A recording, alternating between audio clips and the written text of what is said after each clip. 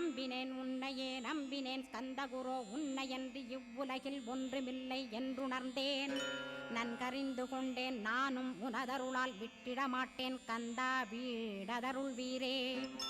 நடுநற்றித்தானத்து நான் உனை தியானிப்பேன் பிரம்ம மந்திரத்தை போதித்து வந்திடுவாய் சுழுமுனை மார்க்கமாய் ஜோதியைக் காட்டிடுவாய் சிவயோகியாக எனச் செய்திடும் குருநாதா